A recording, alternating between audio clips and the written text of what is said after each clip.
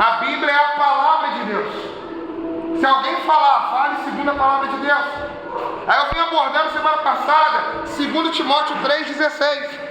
Toda a escritura é divinamente inspirada, lembra? Que eu falei assim, não tem como o Érico acreditar em Gênesis, não acreditar em Êxodo e querer acreditar em Apocalipse. Por quê, Marilda? A própria Bíblia, ela se autotestifica. A própria Bíblia, quando você abre ela mesmo diz que toda ela é inspirada por Deus e poderosa para corrigir. Aí a Bíblia também vem dizendo em 1 Pedro capítulo 1, versículo 20, que nunca a profecia foi produzida por vontade humana, mas sim por vontade do Espírito de Deus. Então a Bíblia vem dizendo que toda ela não foi produzida por nunca, em momento nenhum, porque o homem quis, mas ela foi toda produzida porque o Espírito Santo quis. Aí a gente vai abordando um pouquinho sobre o quê? Primeira coisa que testifica a autenticidade da Bíblia, a própria Bíblia. Aí eu citei vários textos semana passada, você escuta a aula. Aí a segunda coisa que eu falei, a transformação que a Bíblia faz na nossa vida. A Bíblia, eu sei, frase de efeito é bacana, textos, poesias, isso tudo toca a gente. Mas a única coisa que transforma a gente é a palavra de Deus. A única coisa que tem um poder transformador de caráter é a palavra de Deus. Todo mundo aqui, ao ter contato com a palavra de Deus, teve o seu caráter transformado. Então a segunda evidência do poder desse livro é a nossa transformação de caráter. Aí eu falei de mais uma evidência, que é o quê? Tudo que a Bíblia cita em termos de história, geografia, geologia, eu citei N coisas. Eu falei a respeito das profecias históricas, que hoje quando você pega um livro de história, vai estar lá que a Babilônia caiu para a Pérsia caiu para Roma. Mas Daniel profetizou isso muito antes de tudo acontecer, e está escrito na Bíblia. Quando você pega hoje, vai dizer que a terra é redonda, mas Isaías, em Salmos, já estava escrito que o Senhor está assentado sobre o globo redondo da terra. O arco-íris em Gênesis. Então eu falei o quê? A própria, quando ela cita de fatos históricos, geográficos, científicos, não tinha como os caras daquela época ter o conhecimento, porque não tinha tecnologia. Então, pela Bíblia citar isso há mais de 2000 anos atrás, é uma evidência que Deus é o condutor da Bíblia. Aí eu citei outro fato importante, que eu falei, olha só, a Bíblia é escrita por 40 escritores, mas um só autor. Então uma das evidências que comprova é o quê? A Bíblia ela nunca se contradiz. Moisés, ele escreve algo que 1000 anos depois Isaías vai falar, Jesus vai falar, Paulo vai falar. Então, Carol, não tem como pessoas que nunca se conheceram manter uma mente única. Não tem como pessoas que nunca se viram, Cleidmar, manter a sequência. Então isso é o quê? Um único autor, uma única mente, guiou todos eles. Aí a gente citou bastante o exemplo de Moisés. Peraí, Rony. Moisés escreveu os 5 primeiros livros da Bíblia, não escreveu? Moisés escreveu Gênesis, amém? Mas peraí, como Moisés escreveu Gênesis, Bruno? Se Moisés, ele viveu muito tempo depois de Adão e Eva.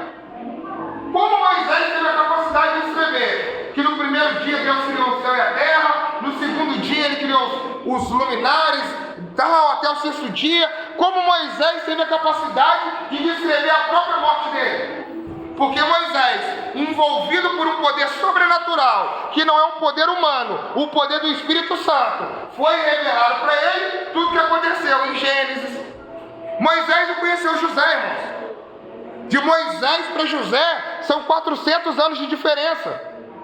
De Moisés para Adão são mais de 1000 anos de diferença. Como Moisés descreve com riqueza de detalhes toda a história de Gênesis?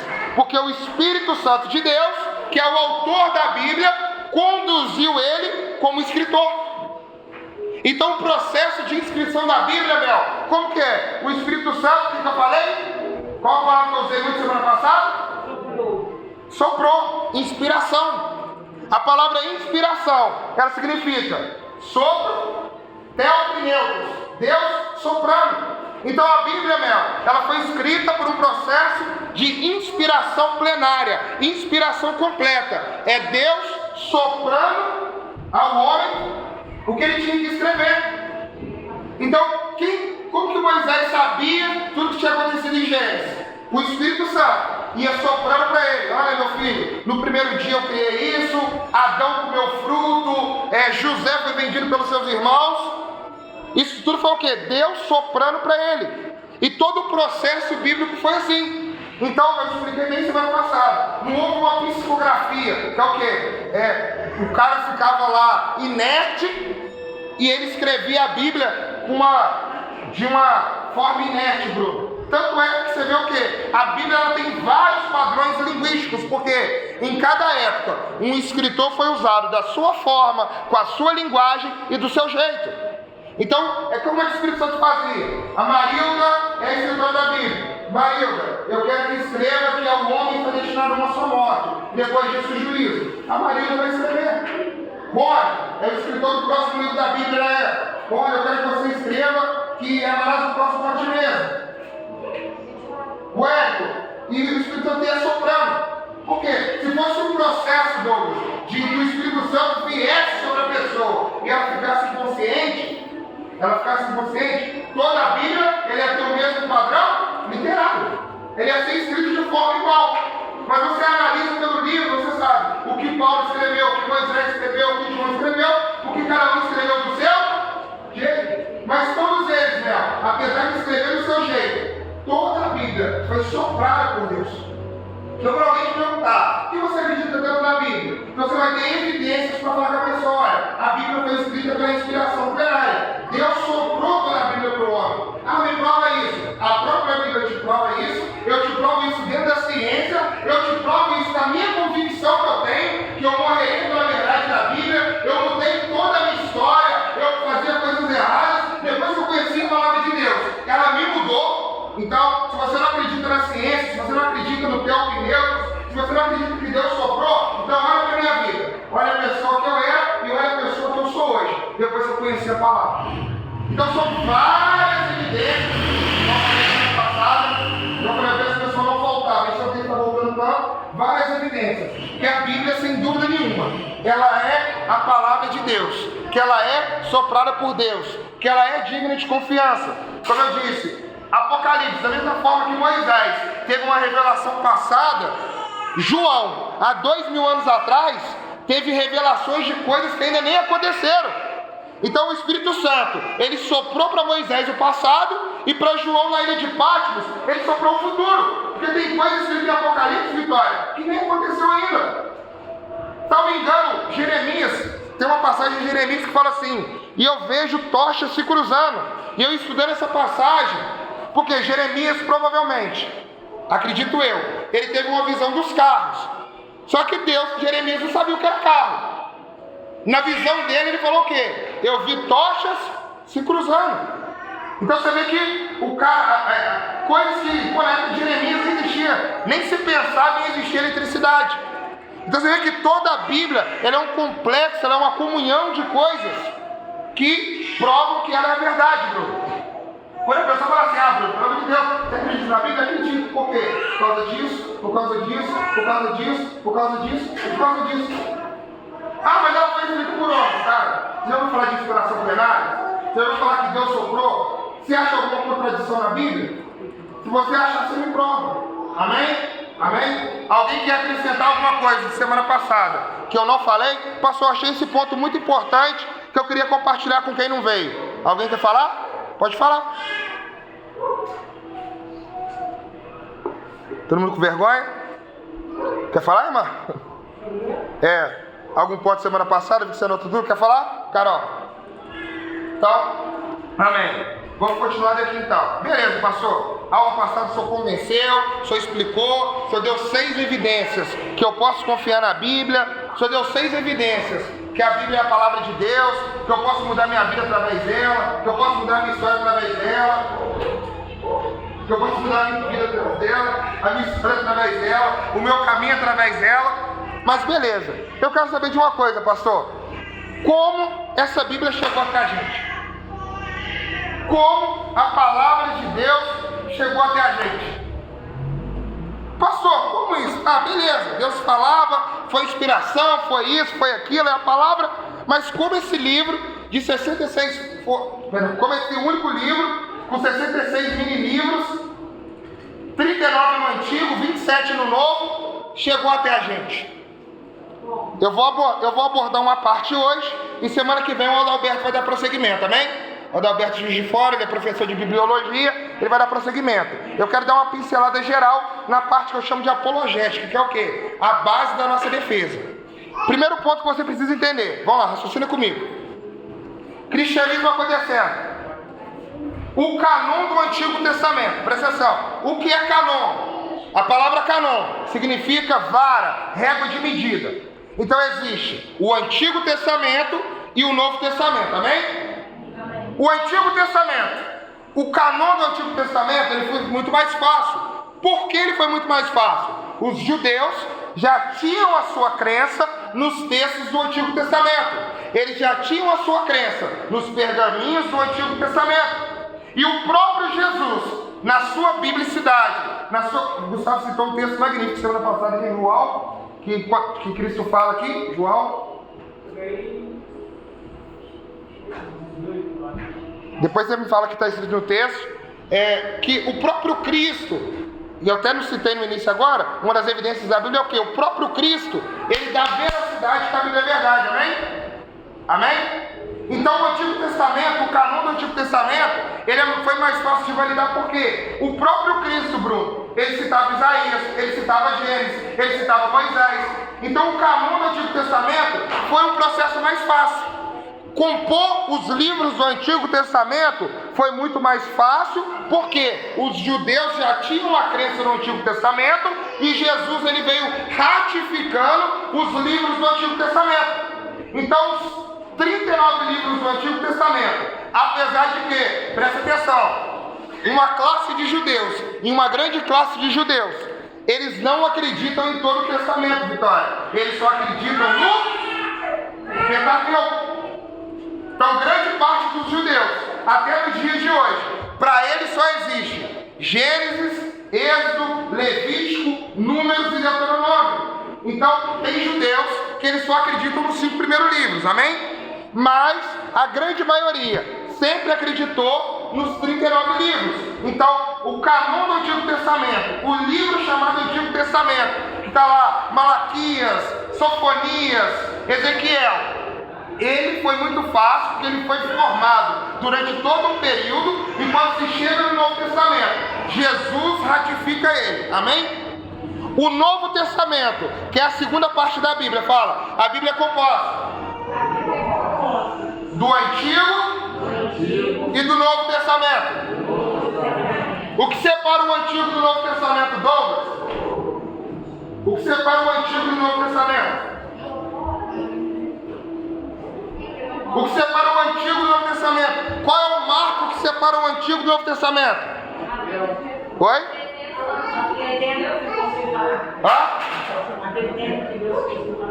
Isso também, mas um marco maior. O nascimento e a morte de Jesus. Então, da morte de Jesus para trás. Perdão, da vida de Jesus para trás. Antigo Testamento. Jesus nasceu, Novo Testamento. Tem um período interbíblico de 400 ou 430 anos e começa a segunda parte da Bíblia. Então a primeira grande divisão, Antigo e Novo Testamento. Hoje nós vivemos debaixo do Novo Testamento.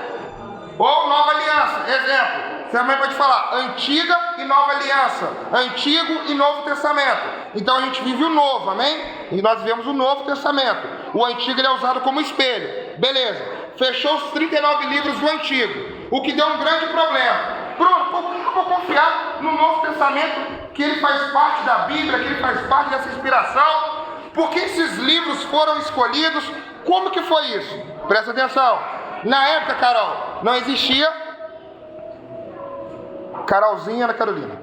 Na época, Ana Carolina, não existia livros. Existiam os pergaminhos. Então existiam vários pergaminhos e vários pergaminhos. Então tudo era escrito em pergaminhos, tanto o antigo como o novo. Quando chegou os dias de Jesus, começou a surgir o quê? Muitos pergaminhos.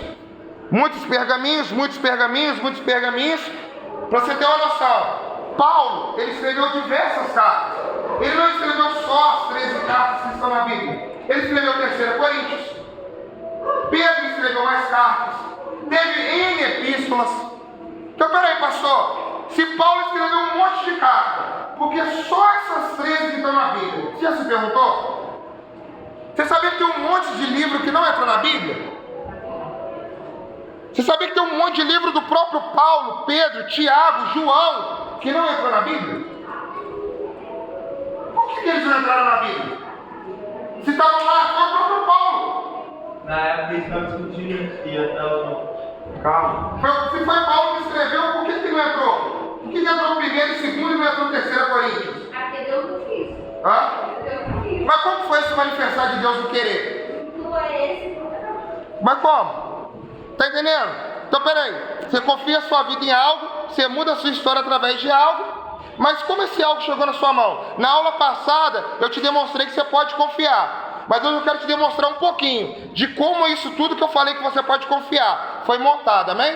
Então vai lá, primeira divisão, antigo e novo, compreendemos. Segunda divisão, por como foi escolhido os 27 livros do novo, se o autor é o mesmo. Primeira chave, como eu disse, existe um processo único, Cleidmar, que é a inspiração plenária.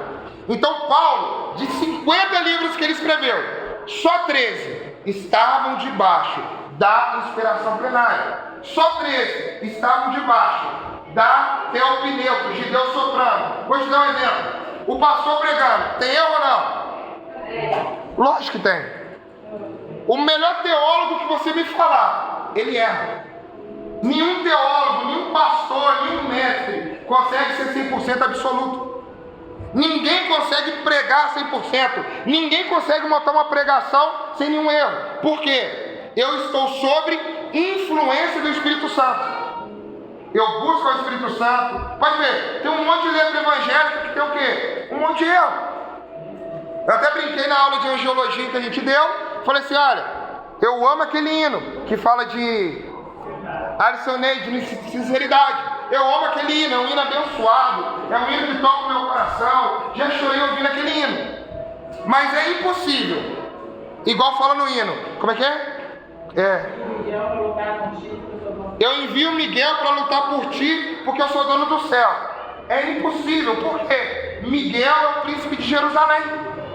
Deus pode enviar qualquer anjo para lutar por você, igual eu expliquei na aula de angiologia. Mas Miguel, ele não larga Jerusalém. O nível de batalha espiritual de Jerusalém é fantástico. Jerusalém é o medidor espiritual do mundo. Jerusalém é a bússola espiritual do mundo. O nível de ataque que Jerusalém, o nível de ataque que Israel sofre. Então Miguel, que é o príncipe de batalha principal de Deus, ele fica por conta de Jerusalém. Por mais que Deus te ame, se você esperar Miguel chegar para lutar por você, vai ficar complicado. Mas a música é bênção, não é? É uma música de Deus, é? É uma música bacana, é? Mas o autor, ele foi tocado por Deus, mas numa certa feita, ele errou ali. Então, ter erros é normal. Então, Paulo, ele foi inspirado em vários livros, mas em alguns outros livros ele escreveu, não que não tenha conteúdo proveitoso, Vitória, mas ele escreveu dele mesmo. Não tem a validade de palavra de Deus. Então, voltando, a Bíblia é a nossa única regra e manual de fé. Primeiro ponto que nós divergimos das outras religiões. O islamismo, ele tem o Alcorão. Esqueci o nome do livro dos budistas lá, sei lá. O espiritismo tem o livro dos espíritos. O testemunho de Jeová tem um sentinela. Nós acreditamos única e exclusivamente na palavra de Deus. Nós só acreditamos na palavra de Deus. Nós não temos a muleta, nós não temos escora. As outras religiões sempre buscam um livro junto. Então nosso único manual é a palavra de Deus. Por isso é tão importante você acreditar, você entender e você aprender como ela foi formada. Pastor, mas eu até briguei semana passada, eu queria tanto estar diferente. Irmão, não tem como você ter uma vida cristã saudável. Você confiar a sua vida numa coisa que você não conhece, que você não compreende. Então, voltando, vários livros apócrifos que ficaram fora da Bíblia. Primeiro ponto, que definiu o padrão canônico: o livro deveria ser escrito por um apóstolo ou por um homem apostólico, ou seja, próximo aos apóstolos. Por exemplo, Marcos, Lucas e o autor de Hebreus.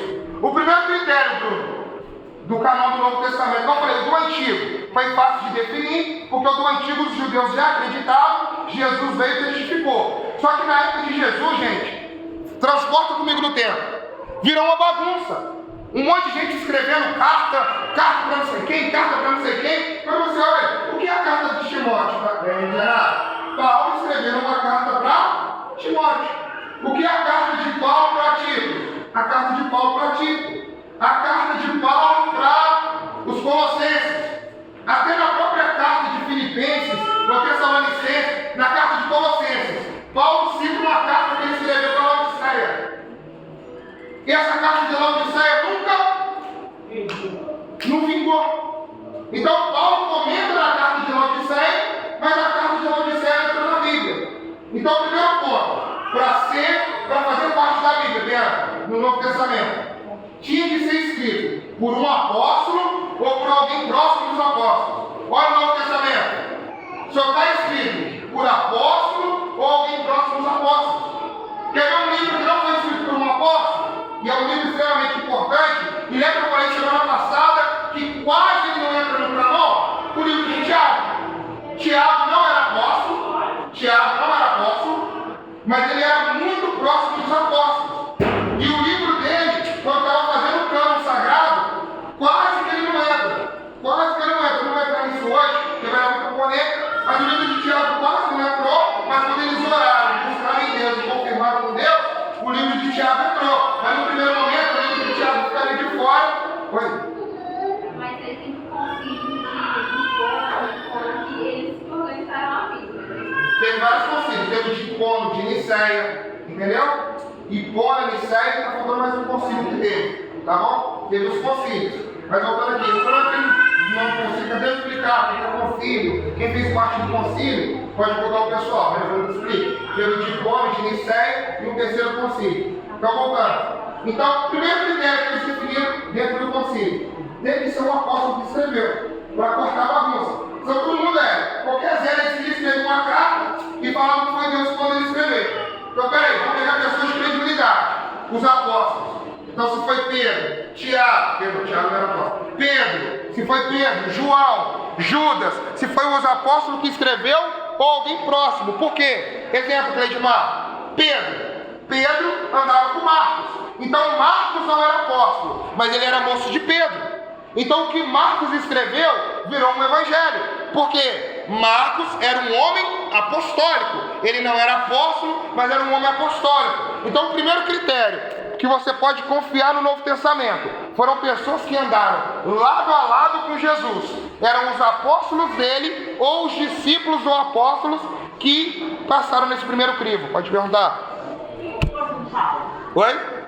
Paulo escreveu uma carta mas assim, esse foi Deus. Quem garante que não foi Deus? Calma, aí esses filtros aqui é que a gente vai conseguir ter, entendeu o que eu falei? Não é que não foi Deus, é que não faz parte da inspiração plenária que é errônea. Exemplo, você compõe uma música, essa música sua vai ser, você escreve um livro da Cleidmar sobre o amor de Deus, é um livro abençoado. Mas o seu livro não tem o peso de ser inerrôneo e infalível. Lembra que eu falei na aula semana passada? A Bíblia é inerrônea e a Bíblia é infalível.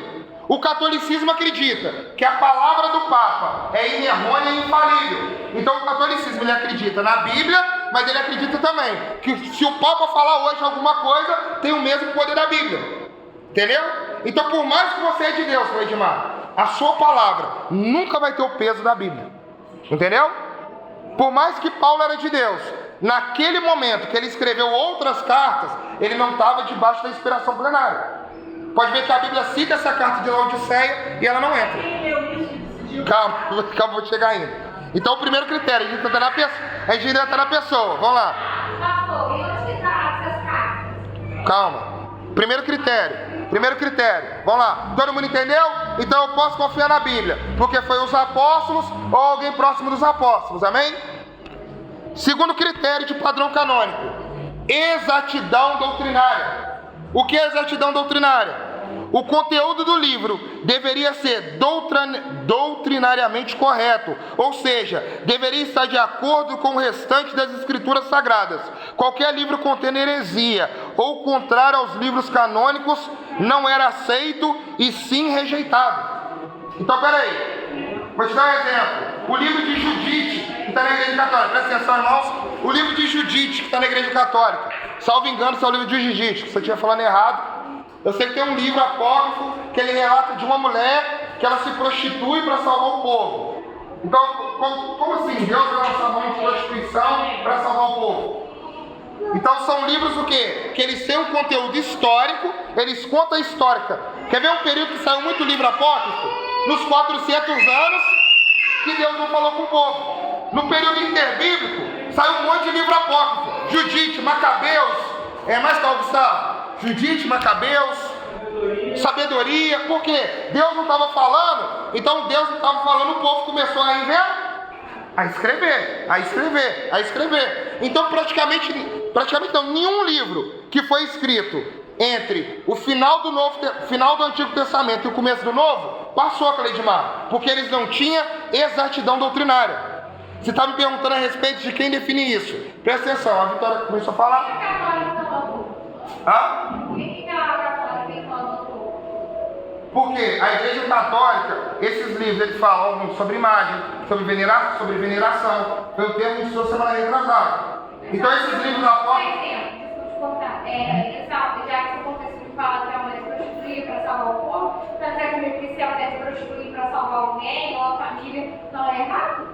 Então, Samara, dentro do critério que eles analisaram, eles têm 7 livros a mais que a gente. Nesses 7 livros a mais que eles têm que a gente, esses livros eles apoiam veneração, eles apoiam alguma coisa, muitas coisas que a gente não concorda. Pode falar. Pesquisei aqui, no total são 112 livros da Copa. 112? Sendo 52 no Antigo e 60 do Novo Testamento. Quer ver um livro apócrifo famosíssimo? O livro de Enoque. O livro de Enoque é um livro que saiu aquele filme de Noé. O livro apócrifo de Enoque é um livro famosíssimo, fizeram até filme sobre ele. Quer ver um outro livro apócrifo famosíssimo? Aquele filme Código da Vinci. Ele saiu de um livro apócrifo. Que Jesus era casado com Maria Madalena, que a roupa dele... Aquele Código da Vinci, ele é 100% do livro apócrifo de Tomé. Do livro apócrifo de Tomé. Aí entrou um segundo problema, Cleidmar. Por quê? O primeiro crivo era o quê? Ser dos apóstolos, ou seja, alguém que andava com os apóstolos, amém? Aí o que a pessoa começou a fazer? Escrever livro de Tomé. Tomé nunca escreveu esse livro. Mas para tentar enfiar o livro no cânon sagrado, quem escreveu? Tomé. Entendeu? Mas não foi Tomé que escreveu. Tá entendendo? Então, talvez essas cartas de Paulo, eu sei que a carta de Laodiceia foi ele que ele menciona na Bíblia. Mas vamos supor, essa carta de 4 Coríntios, talvez não foi Paulo que escreveu. Alguém escreveu e atribuiu a Paulo. Igual esse livro de Tomé, que tem um livro, o filme Código da Vinci. Não foi Tomé que escreveu. Jamais Tomé escreveria aquele absurdo. Mas atribuíram a ele. Então, beleza. O livro de Tomé passou no primeiro crivo, porque é de um apóstolo. Mas no segundo crivo, que é a exatidão doutrinária, ele caiu. Tá entendendo? Ele caiu. Tá entendendo? Então o canon, a medida, exatidão doutrinária. Lembrando que esse processo que eu estou falando aqui em 40 minutos, para definir o Novo Testamento, demorou 300 anos. O canon do Novo Testamento só foi fechado no século 3. Foi 300 anos para definir o canon, amém? Então vocês entenderam. Você fala, pastor, igual aquele demais. Igual, parece que é simples. Não, o cara sentou, isso é de Deus, isso não é de Deus. Não. Foram 300 anos, Cássia, que a pessoa demorou para definir os 27 7 livros do Novo Testamento. Amém?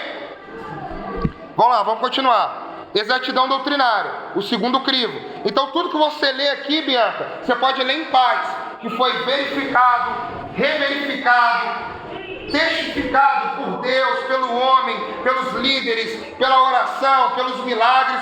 Então você pode ficar em paz com a sua Bíblia, quando alguém te indagar sobre ela. Deus está falando com você? Terceiro ponto, conteúdo espiritual. O conteúdo do livro deveria ter caráter espiritual suficientemente elevado. Deveria estar sendo lido nas igrejas e o seu conteúdo deveria ser um meio para edificação espiritual. Um ponto para o livro entrar no Novo Testamento como Bíblia. Ele tinha que ter um conteúdo altamente espiritual. Vou te dar um exemplo. Olha o que Paulo fala. Eu tive uma visão que fui levado ao terceiro céu. Se eu estava no corpo, eu não sei. Se fora dele, também não. Mas eu vi coisas inefáveis. Paulo começa a descrever uma coisa que um ser humano não tem capacidade. A doutrina dos dons espirituais. Como um ser humano vai desenvolver uma doutrina dos dons espirituais, como está em Coríntios? Olha os conselhos que Paulo dava. Isso é uma coisa que não é humana. Pedro, olha só, olha que interessante. Pedro era pescador, amém? Uma das evidências da palavra de Deus é quando eles olham para Pedro em Atos e falam assim: eu acredito em Jesus, porque não tem como Pedro e João, não tem como dois incautos, dois ignorantes como vocês, falar palavras de sabedoria tão eterna. Não tem como. Alguém ensinou esses caras. Então um dos testemunhos que Jesus era um grande mestre e que a palavra de Deus era verdade, é o conteúdo altamente espiritual. Pedro escreveu coisas que ia além dessa, nem que ele fosse o PhD da época.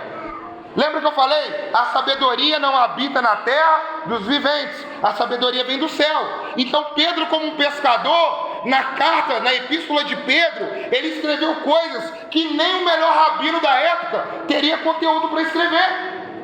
Então o conteúdo espiritual foi um dos crivos principais que definiu o que iria entrar na Bíblia e o que iria não entrar.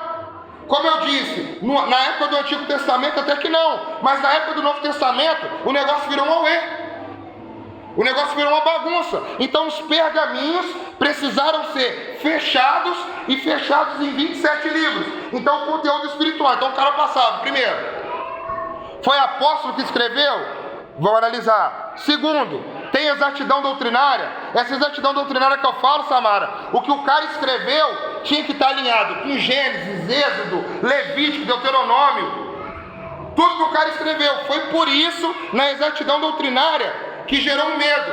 Quando o Tiago vem falando da salvação pelas obras, o pessoal falou: peraí, Tiago está contradizendo Paulo. Tiago está contradizendo Paulo. E não estava. Tiago estava complementando o que Paulo ensinava. Porque Paulo vem falando só sobre a graça. Quando Tiago entra falando de salvação com obra, não através da obra, salvação com obra, o pessoal meio bugou. Mas eles entenderam e compreenderam que Tiago, ele complementa Paulo. Tiago não discorda de Paulo. Amém? Existe uma ciência que é só para interpretar a Bíblia. Ela se chama hermenêutica. É uma ciência... É uma ciência de interpretação bíblica. Eu não posso interpretar a Bíblia do meu jeito. Existe uma regra de interpretação. Exemplo, você chega num lugar, a gente deu aula sobre dízimo e oferta. Acho que você e o Eric não estavam na época, pode assistir no canal do YouTube. Você chega num lugar, o cara, Salmo 91, que Deus te guardou, então você vai dar R$91. Isso não existe. Eu não posso pegar um texto da Bíblia e aplicar ele ao meu prazer. Aí eu vou ler aqui, presta atenção. Eu vou ler aqui na Bíblia que Davi matou a mulher. Davi matou o Urias e ficou com a mulher dele. Aí o Bruno lê isso na Bíblia e fala: vou matar o Gil e vou ficar caminhando. Misericórdia. Entendeu por quê? Não é que está escrito, tem que analisar o texto. O texto é o quê? Um exemplo? O texto é uma correção? O texto é um ensinamento? Então a hermenêutica ela vem para quê? Para te ensinar a interpretar a Bíblia. Eu não posso pegar um texto mais para frente, o pessoal tem interesse. A gente vai estar marcando, eu vou estar te ensinando a montar um sermão. Você não pode pegar um texto, simplesmente ler ele e sair falando para os outros. É daí, Carolzinho, que nasce heresia. O cara entra e pega um versículo isolado e dentro daquele versículo isolado ele te ensina uma coisa, ele te compra uma coisa que não tem nada a ver. Nada a ver. Então, primeiro princípio de hermenêutica, para uma coisa ser considerada doutrina, ela tem que ter no mínimo de 3 a 4 passagens que dizem a mesma coisa. Então, para uma coisa ser fortalecida como doutrina. Então, se é um versículo isolado, eu peguei esse versículo isolado e impor para acreditar, não pode. Por isso que eu te falei, eu estou explicando de uma forma simples para você entender porque você pode confiar na Bíblia, mas existe um processo completamente complexo para ter se chegado aos 27 livros e você poder confiar neles e como você interpreta eles, amém? Como é que chama você? Hermenêutica e exegese. E exegese. Hermenêutica e exegese. E a arte de pregar se chama homilética. No seminário você faz uma prova. Presta atenção. No seminário você tem uma prova que é o quê? Você termina, você monta o sermão e você vai pregar. Lógico, hoje eu não é igual autoescola. Ninguém dirige igual aprendendo na autoescola. Mas no seminário você tem que pregar dentro da homilética, eles te dão nota para você passar de ano. Eu lembro até hoje. Eu preguei o sermão no seminário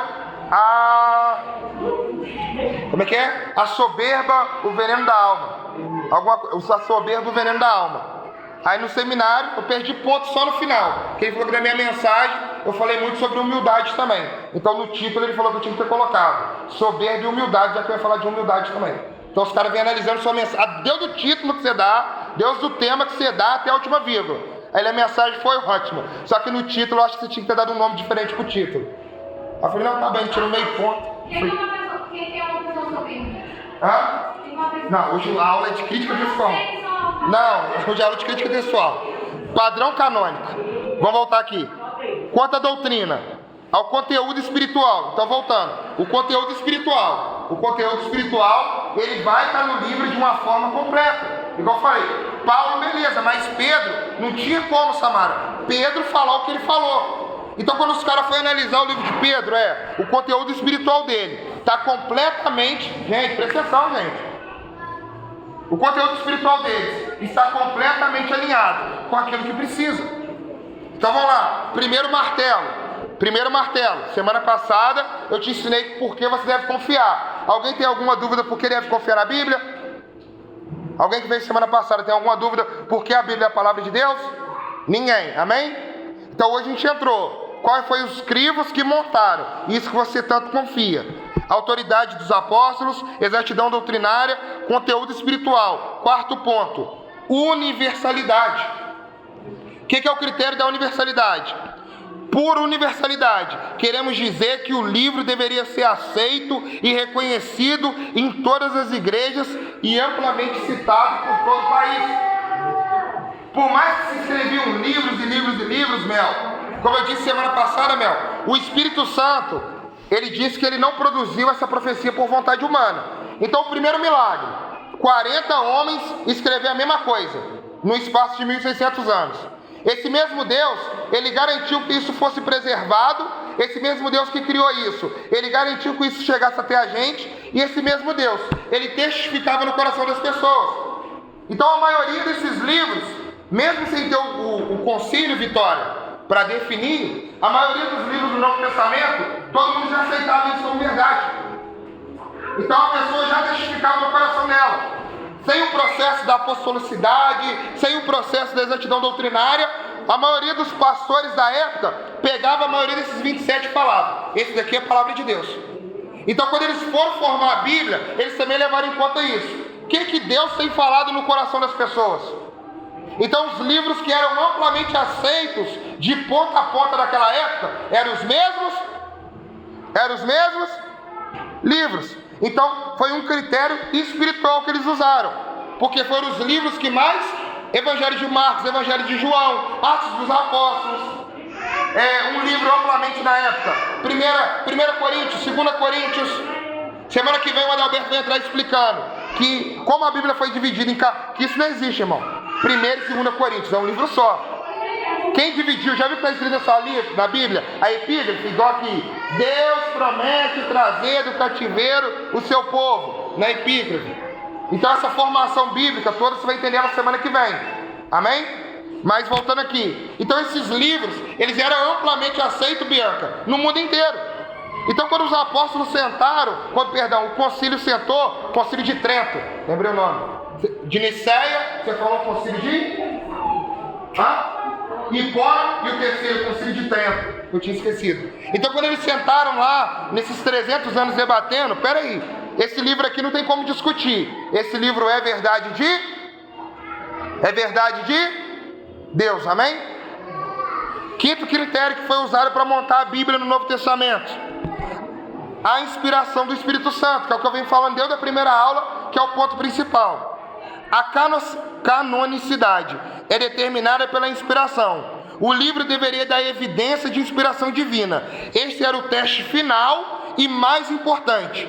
Este era o teste básico e tudo deveria convergir para esse ponto. Então todos os outros 4 pontos iria culminar até chegar no quê? Se esse livro passava pelo teopneutos, que é o quê? Deus soprando. Se esse livro era um sopro de Deus no ouvido do homem. Vamos lá.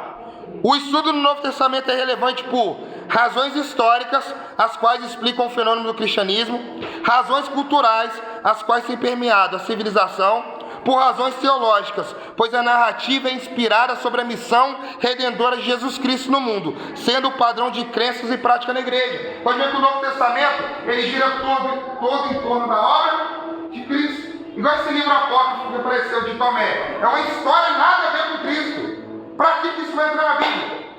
Tá entendendo? O cara olhou e falou, pô, isso aqui não tem inspiração nenhuma. Isso não tem nexo nenhuma. É tipo assim, se eu ligo a minha televisão e vou ver um capítulo de Casa de Papel, se eu botar no terceiro capítulo, na terceira temporada, no 5º capítulo, quando eu botar ali, eu sei que eu estou assistindo a Casa de Papel. Se eu botar a Bianca no último episódio de Yu, eu sei que eu estou assistindo Yu. Então a Bíblia é a mesma coisa, Cássia. Se eu pegar um livro nada a ver e inserir aqui, eu vou olhar e falar assim, pô, isso aqui não tem nada a ver. Tem 66 livros falando a mesma coisa. O cara lá de Moisés contando a mesma história.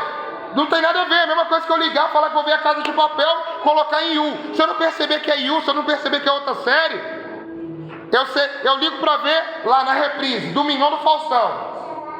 Se aparecer o Gugu, eu sei que aquilo ali é o quê? Gugu. É seu braço.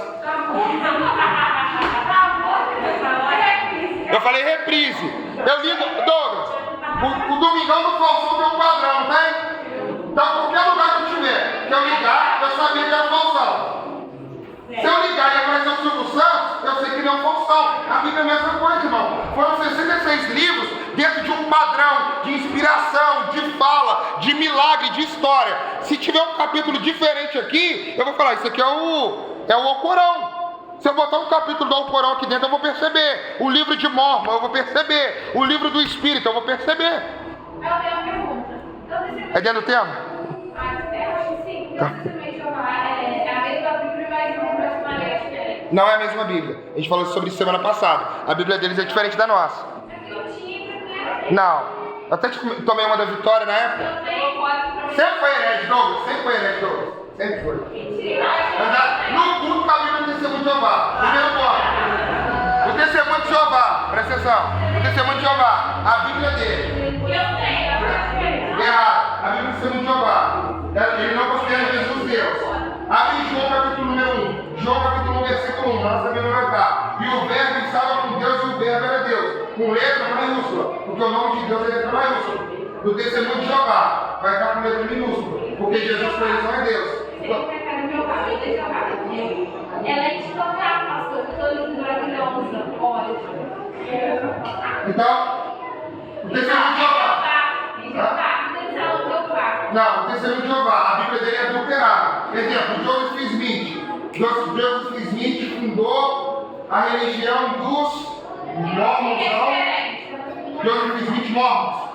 A Bíblia dos Mormons. O Joseph Smith, Samara, ele pegou a Bíblia e traduziu ela numa versão mormon. Então ele tirou tudo que ele queria. E o Joseph Smith, ele tem o livro dos Mormons, que ele fala que um anjo entregou para ele. O Testemunho de Jeová, a Bíblia dele, pode pegar para ler, onde fala de Jesus, está com letra minúscula e uma uma outra série de coisas que eles adulteraram. A Bíblia do católico e do evangélico, tirando os livros apócrifos, seria o Mateus uma Bíblia católica e o Mateus uma Bíblia evangélica, é a mesma coisa. Seria João na Bíblia católica, João na Bíblia evangélica, é a mesma coisa. Agora, se você ler João no livro, na Bíblia do Senhor de Jeová e João na nossa Bíblia, é diferente. Se você ler João na Bíblia evangélica e João na Bíblia do Mormon, é diferente, porque o líder daquela região alterou a Bíblia em conformidade com a religião dele. Muitas das vezes, por conta da palavra, se é minúscula, maiúscula, e às vezes o português diferente. Não, a palavra, eu falei, o nome de Deus é sempre maiúsculo. Igual quando eu expliquei na aula de angiologia, quando aparece o anjo do Senhor, letra maiúscula. Eu já vou entrar em versões e traduções. Amém? Então, vamos lá. Irmãos, sobre o que foi escolhido para o Novo Testamento. Então, só para você entender. Bianca, o Velho Testamento foi definido, chegou no Novo Testamento. Se reuniu todos os líderes durante 300 anos, em diversos concílios, para ter o processo de formação da Bíblia. Amém? Então foram esses os critérios definidos. Então, por isso, a gente pode acreditar e confiar 100% que a Bíblia é a palavra. Alguém tem dúvida, irmãos, que a Bíblia é a palavra de Deus? Alguém tem dúvida? Quem acredita que a Bíblia é a palavra de Deus? Levanta a mão. Amém, mas por várias questões, porque... Calma. Todo mundo acredita, amém? Então vamos lá, Gustavo. Por que a Bíblia é a palavra de Deus? Eu chego para você e falo, pô, Gustavo, eu não acredito nela que ela foi escrita por homem. O que você vai me responder? Tá, mas e aí? Eu não acredito em Deus também. Hã? Qual a evidência?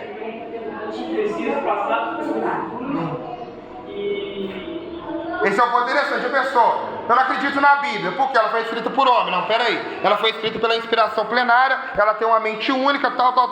Ah, mas eu não acredito em Deus. Então, peraí. Então vamos esquecer Deus um pouquinho. Vamos para a história?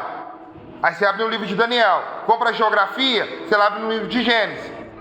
Entendeu? Então dá para você ir levando por diversos pontos, sem gritar, sem ser ignorante, sem mandar converter. Dá para você provar para ela que a sua fé é uma fé racional, é uma fé pura. Então, irmãos, a própria Bíblia, ela se auto-testifica. Eu falei, não vou ficar repetindo a aula de semana passada. Eu citei mais de 10 versículos que a própria Bíblia se testifica e ela tem o poder, Mel, de corrigir e transformar a gente. E o nosso testemunho pessoal. Amém? Encerramos essa parte? Amém? Vamos lá. Pastor, aí a Vitória me perguntou um dia. Ah, pastor, mas a Bíblia foi copiada várias vezes, porque hoje não existe nenhum manuscrito. Existe uma matéria que chama manuscritologia. São pessoas que dedicam a vida a estudar os manuscritos. Presta atenção. Primeiro ponto. Por que não existem os manuscritos originais, Cássio? Cadê a carta que Paulo escreveu para Timóteo? A carta mesmo que Paulo escreveu para Timóteo. Cadê a carta mesmo que Pedro escreveu? Cadê a carta que João escreveu para as outras igrejas? Vamos raciocinar, Samara. Na época era tudo feito por manuscrito. Como funcionava? O manuscrito chegava na cidade. Chegou o manuscrito nos Filipenses. Os Filipenses vão pegar o manuscrito original. E naquela época, manualmente, com uma pena, eles iam reescrever palavra por palavra. Ou alguém editando, eles iam escrevendo e aquela carta ia sendo multiplicada. Quando eu falei do processo da aceitação, eu falo disso. Cartas que foram espalhadas pelo mundo inteiro como cartas originais. Paulo mandou para Timóteo, Timóteo sentou e as pessoas foram escrevendo. Pastor, era qualquer um que escrevia? Não era. Não. Existia uma profissão que eram os escribas. Pessoas que dedicavam a sua vida a escrever. Escrever. Não lembra que você já tinha gravar? O cara dedicava, era um mestre que se dedicava a escrever, a escrita, a arte da escrita. Então, beleza. Nesse processo, Vitória, teve erro ou não? Teve erro ou não? Lógico que teve erro. Lógico que teve erro. Aí vamos para o segundo processo. Pode ser explicar. Segundo processo. Vamos lá. Passou o tempo dos escribas. Quem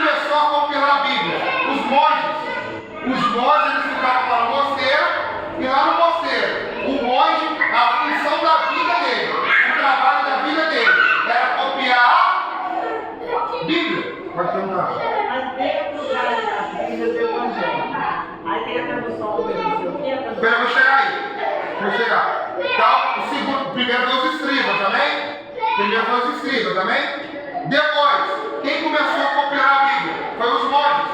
Ah, pastor, o cara ficava lá copiando, não. Depois você pesquisa, também que o processo do monge era um processo de penitência, que ele dedicava mesmo para escrever. O cara não comia direito, o cara não dormia direito, o cara vivia como se fosse um escravo, porque a vida dele era dedicada a escrever. Se ele fosse pegar dormindo, fazendo alguma coisa, Douglas, ele ficava 2 dias fora do mosteiro. Sabe o problema com o mosteiro? Era no deserto.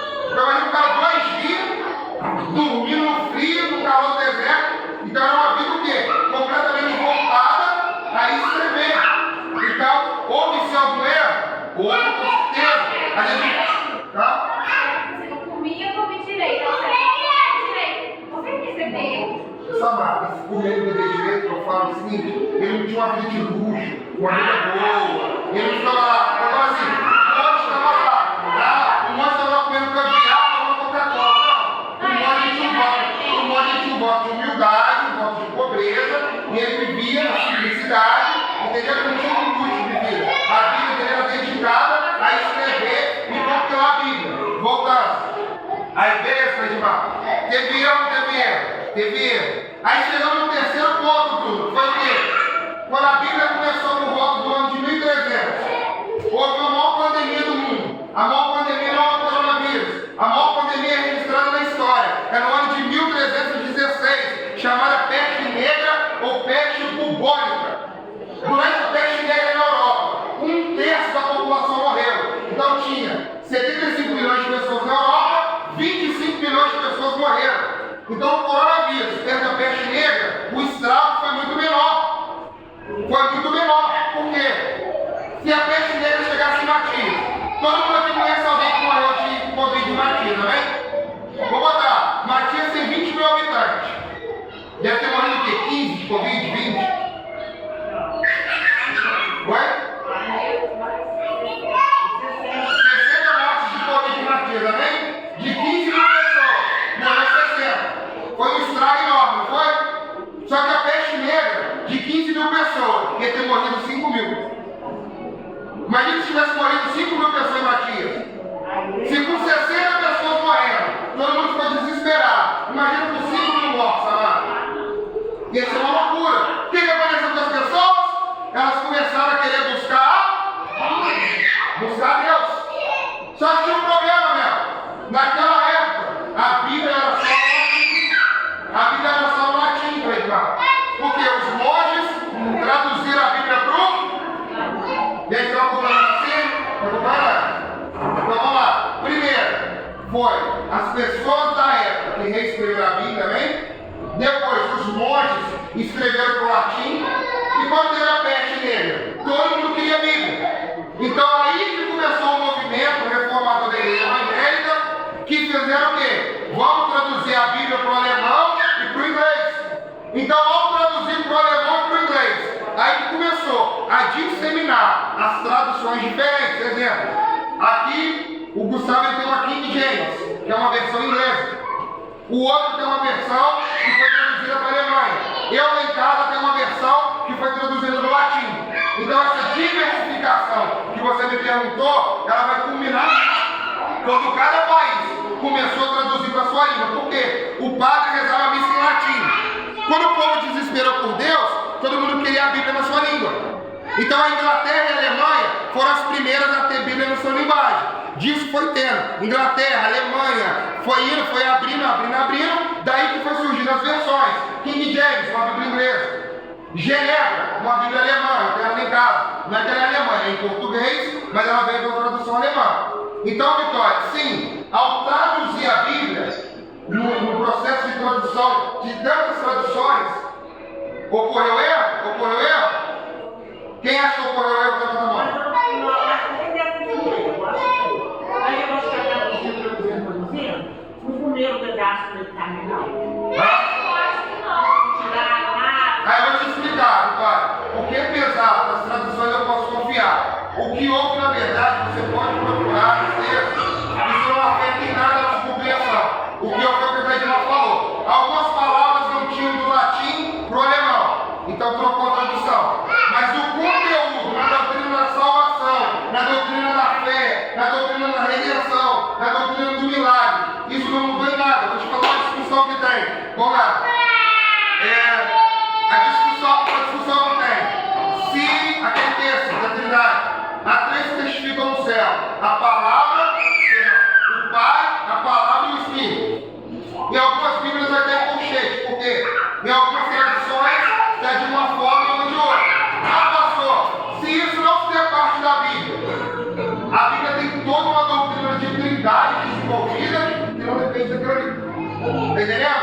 Então existe um erro na tradução, existe um erro de linguagem, mas de conteúdo não tem. Está entendendo? Porque o manuscrito original, de tanto se usar, ele foi se perdendo.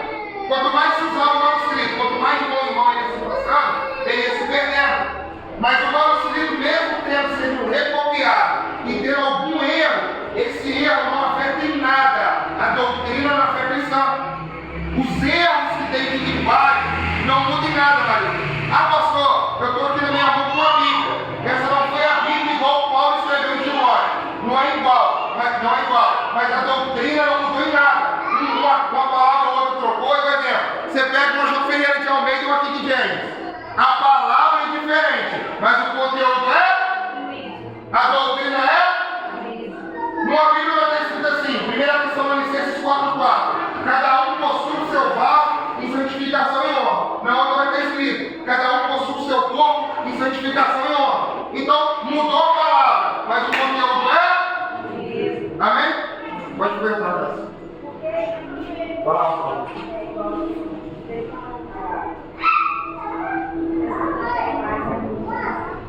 A King James, particularmente, eu prefiro ela, porque ela é mais fidedigna. A King James é uma ajuda da lei, né? Eu tenho uma tradução legal, aí você vai entender. Pastor, por que você tem 15 Bíblias, né? Isso é tudo Bíblia. Por quê? Cada Bíblia que eu tenho na minha casa é uma tradução diferente. Então eu tenho uma Bíblia chamada Nova Jerusalém. Ela foi traduzida por um rabino, por um padre e por um pastor. Eu tenho a Bíblia King James, que é a primeira Bíblia inglesa. Eu tenho a Bíblia Genebra, que é a Bíblia usada na Reforma Protestante. A Bíblia de Martim Lutero, perdão. A Bíblia de... A Bíblia de Martim Lutero, a Bíblia de Jan Hus, a Bíblia que foi usada na Reforma Protestante. Então cada Bíblia mesmo, ela vai ter o mesmo conteúdo, só que palavras diferentes. Então quando eu compro Bíblias com traduções diferentes. Está entendendo? Para me aproximar do sentido mais próximo do real possível. Mas seja qual for a Bíblia você tem, João Ferreira de Almeida, Almeida Corrigida, King James, NVI, qualquer Bíblia que você tenha aqui nessa noite. Deixa eu falar. Qualquer Bíblia que você tem, independente da versão, o conteúdo é o? O conteúdo é o? Está entendendo? Porque apesar das traduções, você pode confiar na Bíblia? Sim. Alguém entendeu, Vitória? Você tinha dúvida dessa parte? Pergunte. Você entendeu como chegou nessas diversas traduções? Alguém não entendeu? Eu tenho uma outra questão. Pode perguntar. Tem os lugares do mundo que ainda não tem uma Bíblia traduzida para cada língua. Por isso que existem os missionários. Ou pessoas que não tem lugares aí no Brasil que não. Fala mais alto que esse olho falso é gritante. Fala, bem. Alguns lugares. Alguns lugares do mundo inteiro não tem Bíblia traduzida para cada língua. Ou melhor, tribos isoladas. Tanto que por isso que existiam os missionários ou pessoas dispostas a dar sua vida para traduzir a Bíblia para aquela língua e aquela língua. Essa falou um ponto interessante. Tem pessoas que até hoje vão para tribos indígenas, aprendem o dialeto daquela tribo indígena e trabalham de copista. Isso. Entendeu? O cara chama uma tribo lá, tribo Guaraburu. Ele vai aprender a língua deles e vai traduzir a Bíblia para a língua deles. E algumas palavras que tem no português não vai ter na Bíblia deles, compreendendo? Então a Bíblia deles é diferente da sua, mas o conteúdo é o mesmo. Só tem palavras que tem lá, que não tem aqui. Igual do aramaico para o português, do aramaico para o alemão. Palavras que não tinham foram substituídas, mas o conteúdo é 100% confiável. Então você pode confiar que a Bíblia que você tem na sua mão, ela é 100% fidedigna e a palavra de Deus. Então quando alguém te questionar a respeito da Bíblia ter sido copiada,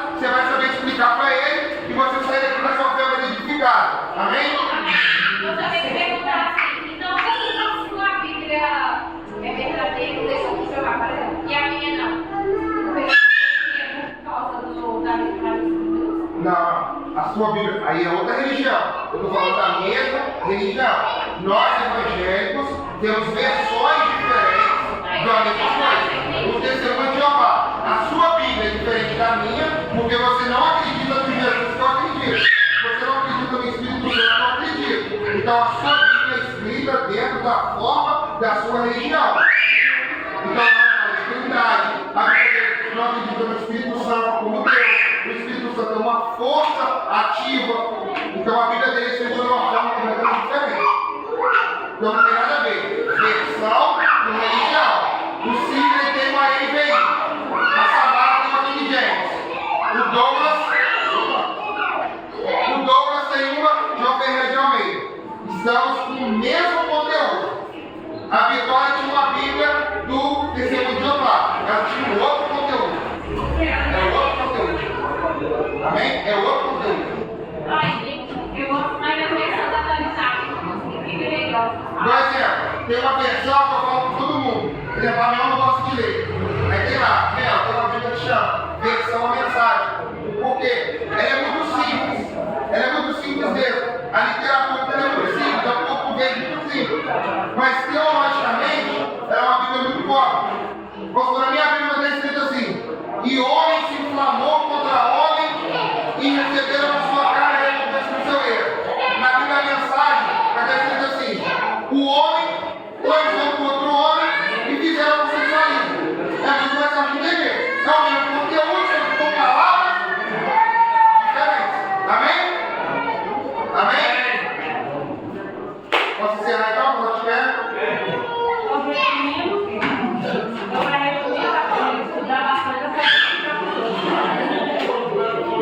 Irmãos, presta muita atenção. Presta muita atenção. Depois vai ter oferta. Presta atenção. Eu vou estar enviando um PDF. Poxa, imprime o PDF.